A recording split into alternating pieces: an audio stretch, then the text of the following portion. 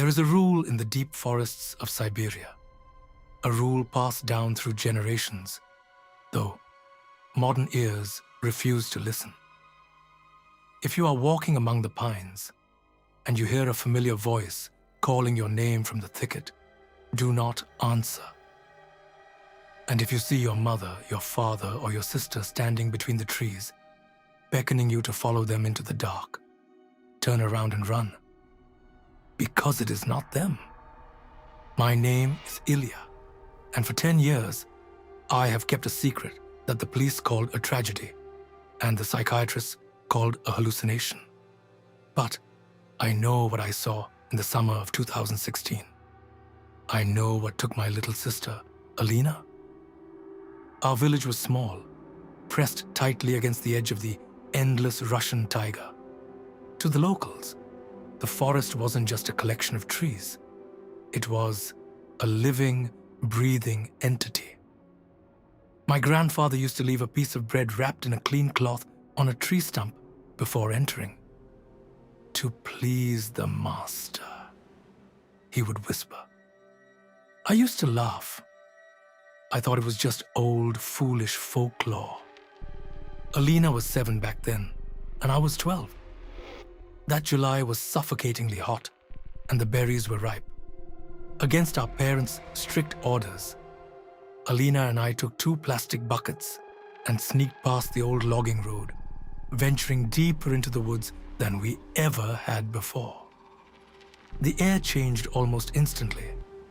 The heat of the sun faded, replaced by a damp, heavy chill. The birds, usually loud and chaotic, went completely silent. The only sound was the crunch of dry pine needles beneath our boots. "Ilya, look!" Alina pointed toward a dense thicket of ferns.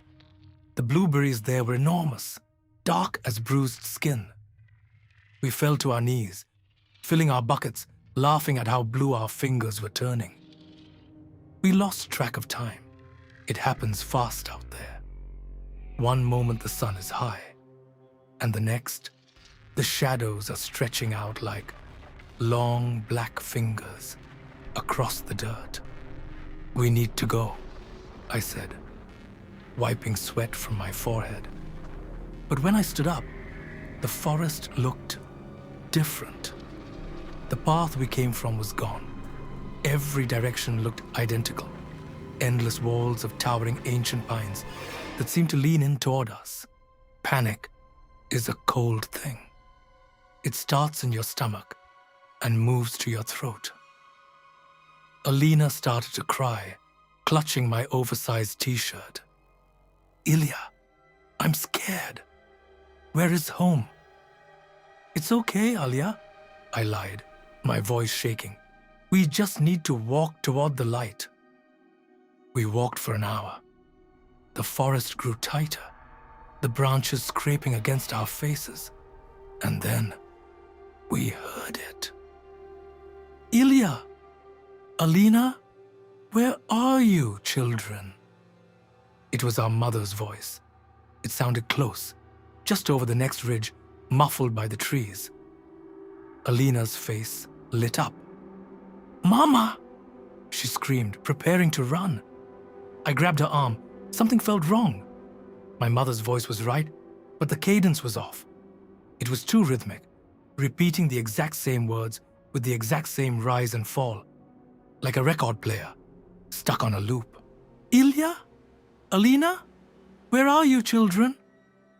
"Wait," I whispered, pulling Alina behind a massive, rotting birch tree. Through the thick grey fog of the evening, a figure emerged. It looked exactly like our mother. She was wearing her favorite blue floral dress. But as she stepped closer into a small clearing, my blood turned to ice. She was too tall. Her limbs were unnaturally long, her arms hanging down past her knees. When she walked, her body didn't bounce. She glided, her feet barely touching the moss. And her face. From a distance, it looked like Mom. But as she turned toward our hiding spot, I saw that her eyes were completely hollow, like 2 knotholes in a dead tree. Her skin wasn't skin at all. It looked like rough, grey bark. She stopped. The mother turned her head a full 180 degrees, scanning the forest. And then the voice changed. It was no longer Mom. It was a deep, grinding sound, like two massive boulders rubbing together, mixed with the crying of a newborn baby. Where are my children? The thing groaned. I pressed my hand over Alina's mouth, but she was trembling so violently that her teeth clicked against my palm. We huddled behind the rotting birch, praying the darkness would hide us. But the forest was no longer on our side. The thing that wore my mother's dress began to change. It expanded, its torso stretching upward, merging with the shadows of the pines. Its long, bark-like arms turned into thick, twisted branches.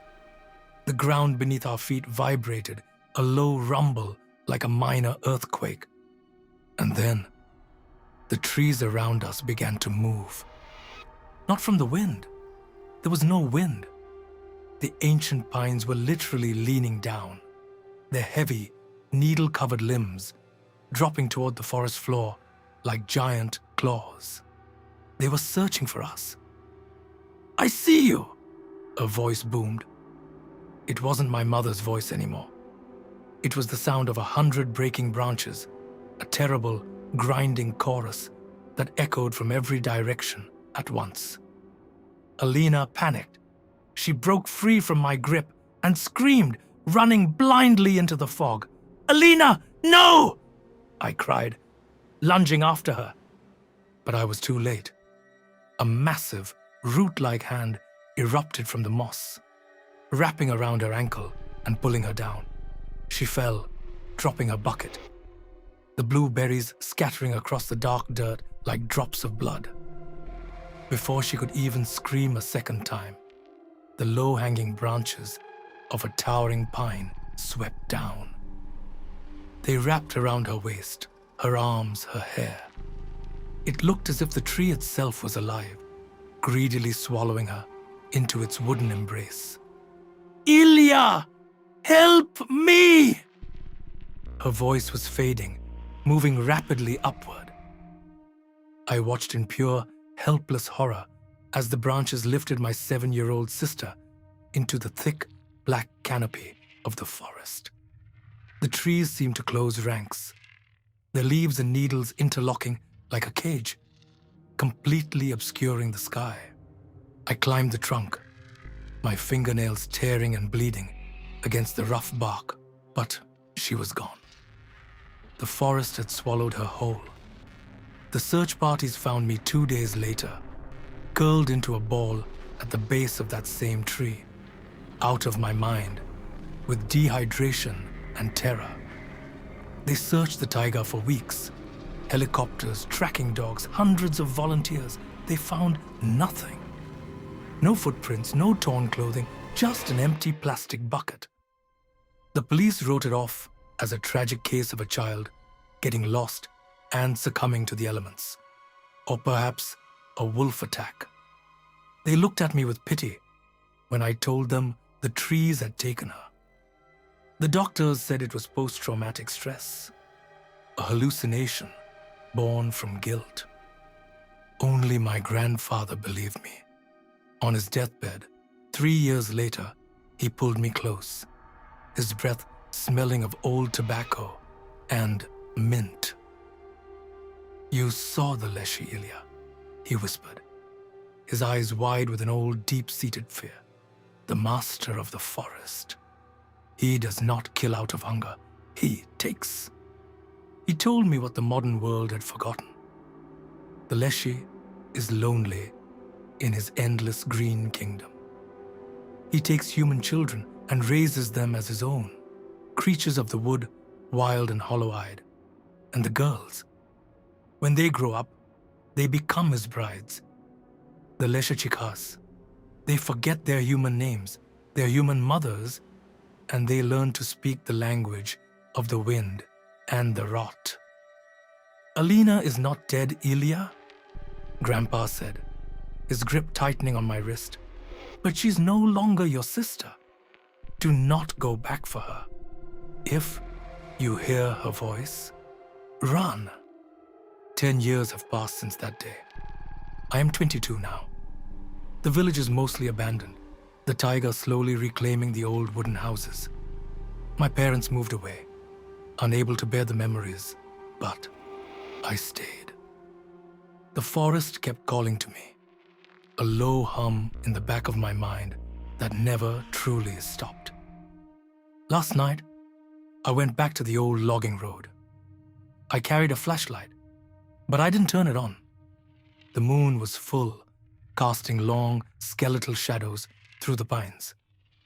I walked until I found the massive, rotting birch tree. The air grew heavy and cold, exactly as it had a decade ago. The birds went silent. And then I heard it. "Ilya." The voice came from the darkness above, high up in the branches of the towering pine. It wasn't the voice of a 7-year-old girl. It was the voice of a young woman, soft and beautiful, yet completely devoid of human warmth. "Ilya, you came back for me." I slowly raised my head. Sitting on a thick branch, 20 feet above the ground, was a woman. Her hair was long, tangled with moss and dry leaves. Her skin was unnaturally pale, almost glowing in the moonlight. She was wearing a dress woven from living ferns and ivy. She leaned forward, and as the moonlight hit her face, my heart stopped. It was Alina. Her features were the same, but her eyes were completely gone. In their place were 2 dark, hollow knots of wood, just like the thing that had mimicked our mother. She smiled, revealing teeth that were sharp and green, like broken pine shards. "Come up, brother," she whispered, her voice rustling like dead leaves. "My husband wants to meet you. Our children are hungry." From the darkness behind her, the trees began to lean forward.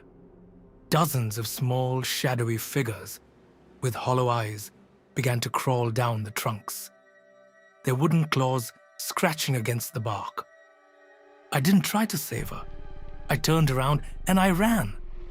And behind me, the entire forest burst into a terrible, mocking laughter.